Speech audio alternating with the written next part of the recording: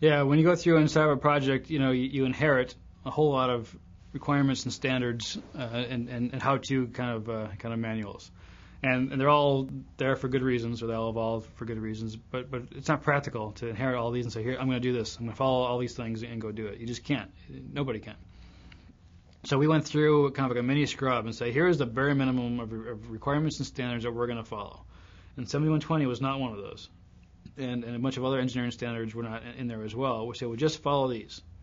And if we just do that, then we'll be good. And there was a big discussion, gnashing of teeth, what's the right one? Everyone has their own favorite, NPR and their own favorite standard.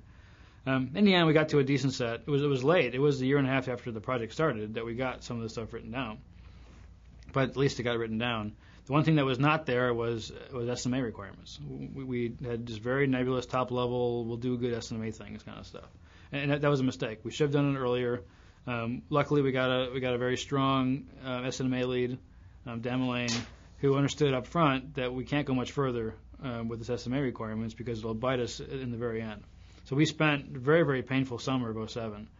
Spent hundreds of hours, going through and just discussing, debating, arguing about what is appropriate for SMA requirements for a flight test. And the initial stuff that came in was much more, what I would say, was a human spaceflight approach.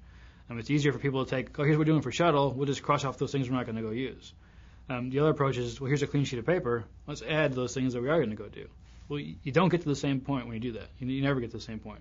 So if you go bottoms up, top down, or start from a clean sheet, or go back from shuttle, you'll never get to the middle. You're always going to be different from each other. And that's where we were. And we were different from each other. But after spending, like I said, days and days and days going through this, we finally found a place to negotiate. And it really was, word for word, requirement for requirement, we negotiated what it meant to go do this. And we put as much wording and verbiage as we could in our requirements document, so people, or safety requirements, so people understood, here's what we mean by this. One of the good lessons within first stage was how we conducted reviews. And we recognized early on that we didn't have time, because of the schedule pressure, to have a PDR type review and a CDR type review. It just wasn't the time. So we kind of created a hybrid review. We called it an MDR, a manufacturing design review. And there was a lot of skepticism up front about that within our team, within even the MMO team, on what that really meant. The idea was to create this hybrid review and to really get out of the stereotypical PDR, CDR mentality. Not that we were trying to cut corners, but there's certain requirements and certain rules that when you say I'm going to conduct a CDR, that your engineering community expects to see. So we didn't necessarily want to get caught by that. So we created this hybrid review, and it worked really well for us. We essentially combined a PDR and CDR, called it an MDR, and it was worked really well. And if we had to do it over again, another test flight, I think we would try the same kind of thing. We had a similar thing for hardware acceptance. We didn't have time to conduct pre-ship reviews, acceptance reviews, and DCR reviews serially. So we essentially created what we called a HAR, a hardware acceptance review, where we did most of those functions within that one review. And that worked well, worked pretty good as well. And if we had to do it over again, we'd probably do the same thing. But we're smarter now, and we would probably conduct those reviews a little differently. We would probably, the timing of it might be a little different, but all in all, those were good moves, I think, by the first stage team. If I had to do it over again, call it a lesson if you want to, was the requirements flow down and how they were controlled. Of course, the systems requirements were developed in the early days of the project, and they were controlled by the XCB, or the MMO level, the Bob S level. They also controlled the next level of document that came out of that, the element requirements documents. All the elements had one. ROCs had one, First Stage had one, Avionics had one, First Stage had one, CMLAS had one. I think I got them all. So typically, the element controls that level at their boards. For 1X, that was not the case. It was controlled at MMO. That caused us a lot of problems within first stage. The document that flowed out of the SRD for first stage was really bigger than an element requirements document. It was more or less CEI spec to control end item specification. So it had more than just the allocated requirements from the system to first stage. So, and that gets back to the contractual situation. That was a contractually controlled document from the first stage perspective. So what we were getting into was a cycle of approval of that document. You had MMO saying, we control it, we're the approval authority, but then you've got the first stage manager, which is my boss, and the COTR on the ETK contract saying, no, we are the board that controls that document because it's a contractual document. So I got into this loop. So, for example, if I had to change that document, so which board do I go to first to approve these changes? So, I tried it both ways. So one time I would go, I'd run the change through the first stage board, get it approved at that level. So once I got all the comments dispositioned and approved there, before I could put it on contract, I then had to go get it approved by the MMO level. So what if I got different comments, different changes? I had to run it back through the first stage board. So I'd get into this loop that it was hard to get out of. It also rippled into the verification world too. And we had the VRD, which was the verification requirements document, verification of our ERD requirements. Same thing there. They controlled that at the MMO level. It just caused us a lot of configuration management issues and a lot of probably time spent that could have been spent better elsewhere. So that's my biggest, and I'm not sure Bob agrees with me on that. If we had to do another test flight, I think his position would be he would still want to control it the same way.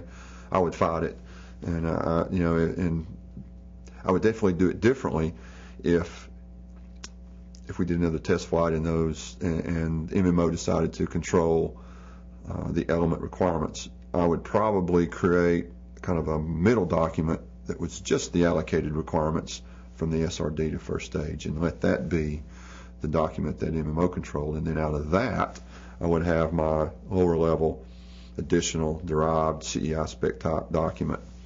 What that does is adds another document to the mix, but it would get us out of this, two boards controlling the same document. When approaching our acceptance review, we had an audit from NASA headquarters, and the auditor happened to be the fastener expert for NASA.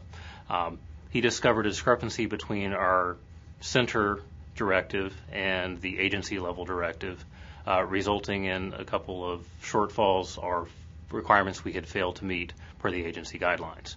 It wasn't a clear, succinct link between the two documents, but it was valid, so we certainly had to address it. And it did cause lots of concern for us for meeting our flight status, our acceptance. If they weren't accepted, then this hardware could not be certified for flight use, and that would have been the end of the project.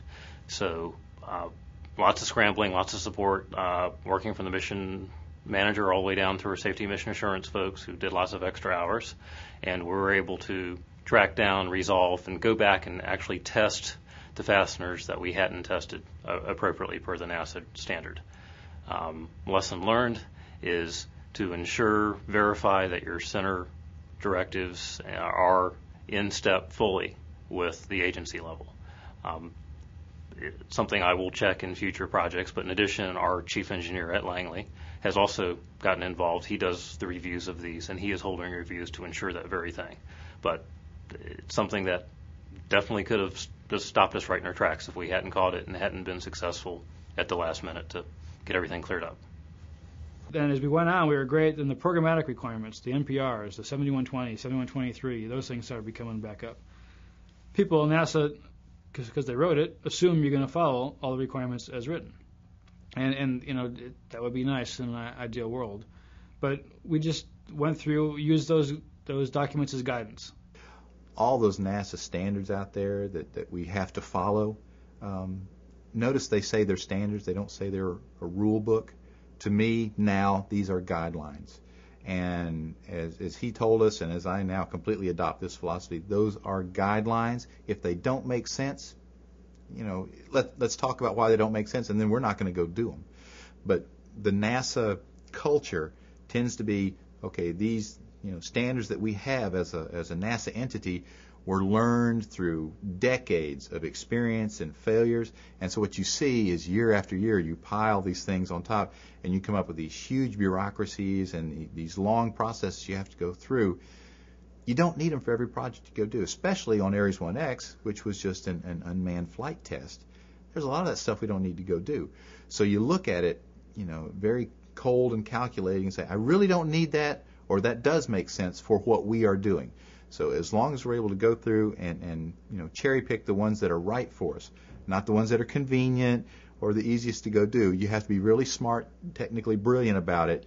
Go choose the right ones. Go do those, but the others don't go do them, because that's what's causing all the other major programs to take so long. Now, maybe they have to live with that overhead.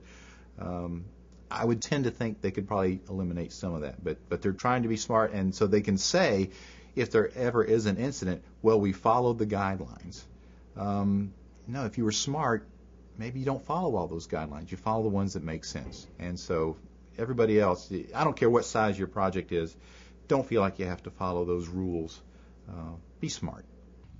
And it took a while. We had to push hard. Folks at headquarters and Constellation program weren't always in sync with us as to what the right thing to go do is. But in the end, we got to a part that was good enough. It wasn't great. I think we could have been leaner in the approach. Other folks think we should have been, a little more heavier in following 7120 to the letter. So if you tend to disagree like that, you're probably somewhere in the middle, which is okay. As we wrote a project plan at the beginning, where we laid out to where we said we were going to use 7120.5, which is a project management for a type of projects, as guidance, but we were not going to be bound by necessarily following it exactly. So we gave our ability to kind of tailor it. I'm not so sure that we didn't do ourselves a disservice and just saying, hey, let's go follow it, because then I'm thinking some of the problems we had later on as we talked product versus design, as to what language and what type of requirements might have been resolved if we just agreed better off to just follow that. So that to me is another lessons learned. If someone in the future is going to embark upon a project or a test flight or whatever you want to call it of this scope over that long a period, I would caution them to please be very careful when they want to start thinking that instead of following a process that the agency's invested a lot of time and manpower and experience in, when they want to tailor it, because maybe it just makes it easier for us, where in the end I'm going to say I'm not so sure doing that made it easier for us. And I think it's very valuable for any team to put a small team together at the very front that says, here's the ins and outs of requirements, here's a process that we're going to follow, and here's when we're going to do it. I mean, if they're going to do an incremental kind of, as you get to this phase, let's close out these requirements. But whatever it is, get the team and its team management leadership to all agree that's what we're going to go do and communicate it early. In Ares 1X, if you went and look at our requirements documents, you would see a stack that was, this big. If you went to other programs, you would see a stack, that would fill a room.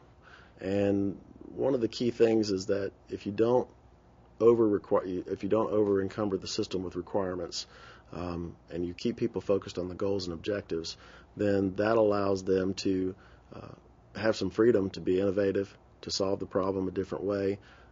You have to have lots of communication going on for that to work, because people use the requirement process as the communication vehicle, and so we know that we're going to get a bolt that's exactly this size and this weight. That's a good thing, and you do need to go there. I'm not saying you don't, but you really need to be careful about how much you overburden the system with requirements, because people have a tendency to focus on what's written in black and white and not what you need to get done. And by not having requirements done to the nth level of detail, it made people talk and communicate and work it out and be innovative and solve the problem in whatever way needed to be solved.